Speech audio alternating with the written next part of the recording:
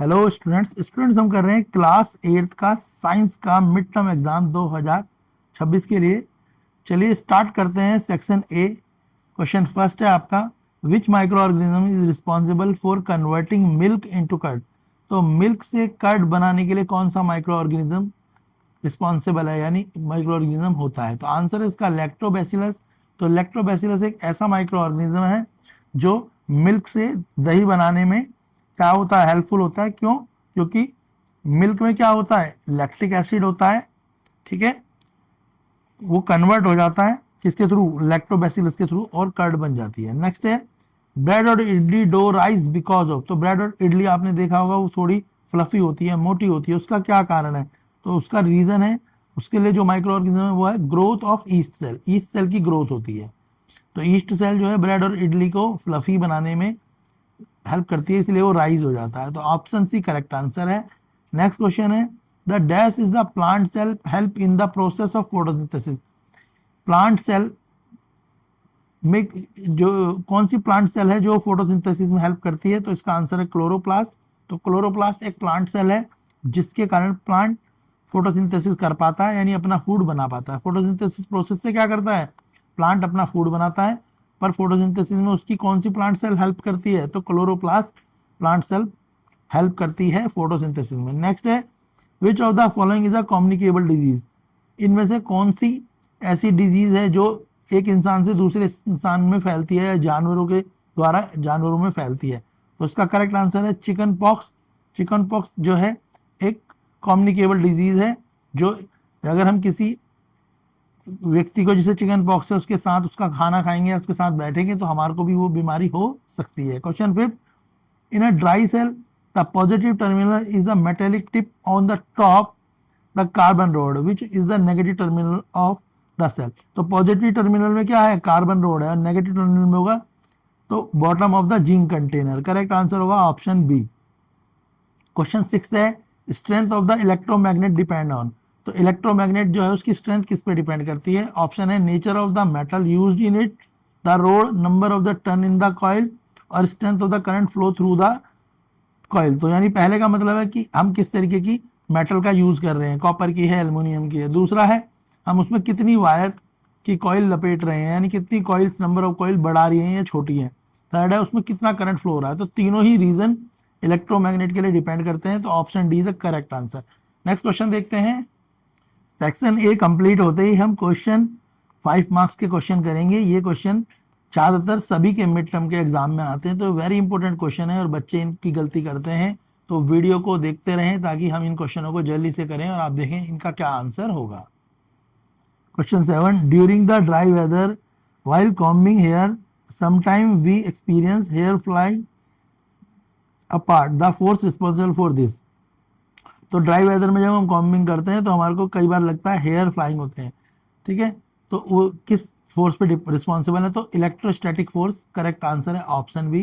तो electrostatic force जो होती है वो हमारे को रियलाइज होती है, वो हमें फील होती है।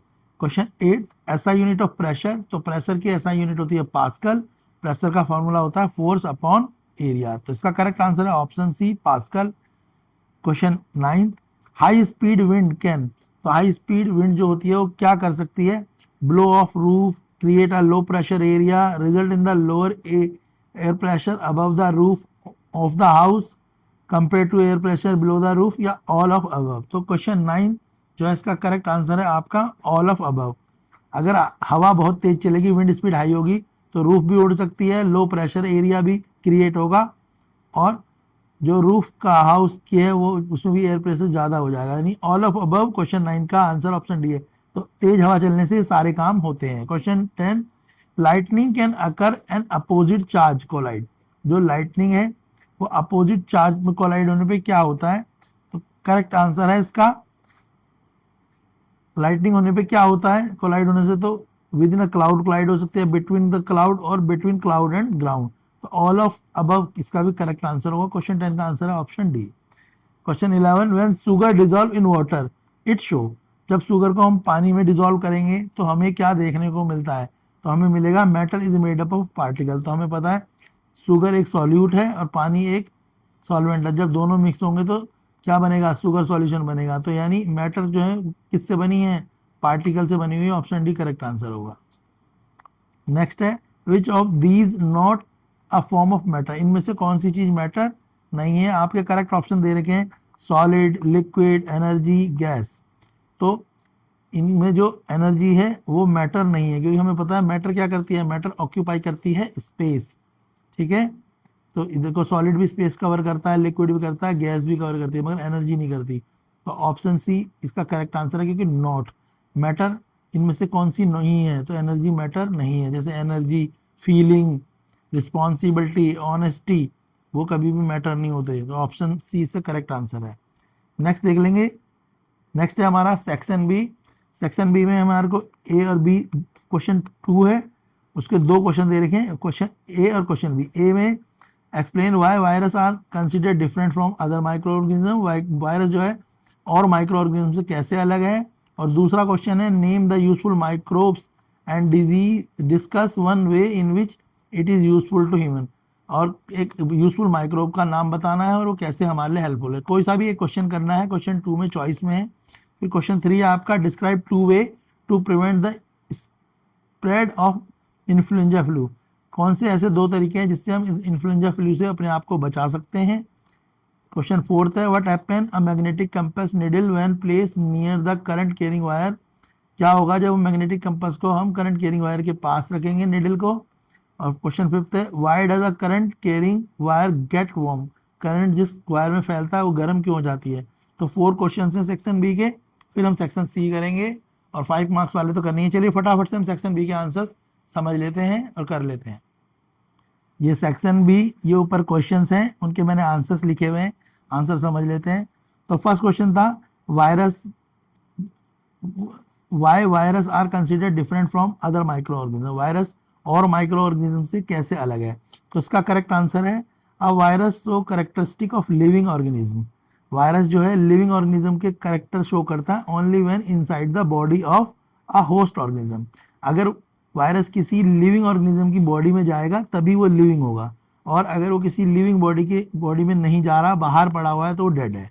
तो वायरस कब लिविंग होता है, जब वो किसी के अंदर जाए, वो इंसान हो या जानवर हो, तभी वो लिविंग होगा, नहीं तो वो डेड है। तो they use energy and machinery of the host, क्योंकि जब वो किसी होस्ट के यानी किसी इंसान के अंदर जाएगा तो वो उसकी एनर्जी और उसकी मशीनरी यूज करेगा वो सेल की, और टू मल्टीप्लाई, और अपने आप को क्या कर पाएगा, बड़ा कर पाएगा। यानी एक वायरस से बहुत सारे वायरस बॉडी में फैलते जाएंगे। वो कैसे फैलेंगे, जब वो किसी लिविंग ऑर्गेनिज्म के अंदर जाएगा और उसकी एनर्जी को और उसकी मशीनरी यानी जो भी उसके बॉडी ऑर्गेनिज्म है वो उनको यूज़ करेगा और अपने को मल्टीप्लाई करेगा। ये वायरस का काम है। तो ये इंपॉर्टेंट मैंने चीज़ें हाईलाइट भी कर दी हैं, लर्न कर लेना। क्वेश्चन 3 है आपका describe 2 way to prevent spread of influenza या फ्लू, इन्फ्लुएंजा या फ्लू से हम कैसे अपने आप को बचा सकते हैं। तो आंसर है इसका 2 way to prevent the spread of influenza. First है आपका covering mouth and nose with a tissue when coughing और स्नीजिंग, जब हम खांसे या छींके तो हमें अपना मुंह कवर कर लेना चाहिए, अपनी नोज कवर कर लेनी चाहिए, या तो टिश्यू पेपर से या हम किसी हैंकी वगैरह से भी कर सकते हैं अपने नोज और माउथ को, ताकि जब हम खांसे और छींके तो जो इन्फ्लुएंजा है वो स्प्रेड ना हो। सेकेंड वॉशिंग हैंड फ्रीक्वेंटली, अपने हाथों को बार बार वॉश करें विद सॉप और water to prevent the spread of germ, ताकि जर्म्स और जगह ना फैलें। क्लियर है। तो इंपोर्टेंट मैंने पॉइंट भी लिख दिए हैं, इन्हें लर्न कर लीजिएगा। Question 4 what happen to magnetic compass needle when place near the current carrying wire. तो आंसर है इसका the magnetic compass needle will deflect, जब करंट कैरिंग के पास जाएगा तो उसकी नीडल घूमने लगेगी, डिफ्लेक्ट होने लगेगी। This happen because the current carrying wire produce magnetic field, ये कब होगा, जब करंट कैरिंग वायर में मैग्नेटिक प्रॉपर्टी चालू हो जाएगी around it which interact with the compass needle to magnetic field, जिससे क्या होगा, वो इंटरेक्ट करेगी किससे, कंपास नीडल से, और वो कहाँ होगी, मैग्नेटिक फील्ड पे होगी। क्लियर हो गया। नेक्स्ट क्वेश्चन है 5th why does current carrying wire get warm, तो जिस वायर में करंट पहुंचता है वो वार्म कैसे हो जाती है, गर्म कैसे हो जाती है। तो इसका करेक्ट आंसर है आपका a current carrying wire get warm, गर्म हो जाएगी due to the heating effect. तो वायर उनको गर्म होने का कारण क्या है? हीटिंग इफेक्ट है ऑफ इलेक्ट्रिक करंट। जो इलेक्ट्रिक करंट जब फ्लो होता है किसी वायर में तो उससे वो वायर हीट होनी शुरू हो जाती है। तो हीट होने का मुख्य कारण है इलेक्ट्रिक करंट का फ्लो होना। A current flow it meets resistance, क्योंकि जब करंट फ्लो होता है तो उसमें रेजिस्टेंस आती है जो उस करंट को रोकने की कोशिश करती है। And electrical energy is transform into the heat energy, और जिससे इलेक्ट्रिक एनर्जी किस में कन्वर्ट हो जाती है? Heat energy. तो पहले याद रखना रीजन क्या है, तो पहला है हीटिंग इफेक्ट। किसके कारण है वो? इलेक्ट्रिक करंट के कारण है, क्योंकि इलेक्ट्रिक करंट फ्लो हो रहा है और रेसिस्टेंस होती है जिससे इलेक्ट्रिक एनर्जी किस में कन्वर्ट हो जाती है? हीट एनर्जी में। क्लियर है? वीडियो को लाइक शेयर करें। इसके सेक्शन सी डी ई के पार्ट आपको सेकंड वीडियो में मिलेंगे। वीडियो को लाइक शेयर सब्सक्राइब करें। मिड टर्म एग्जाम 2026 की प्रिपरेशन कर रहे हैं।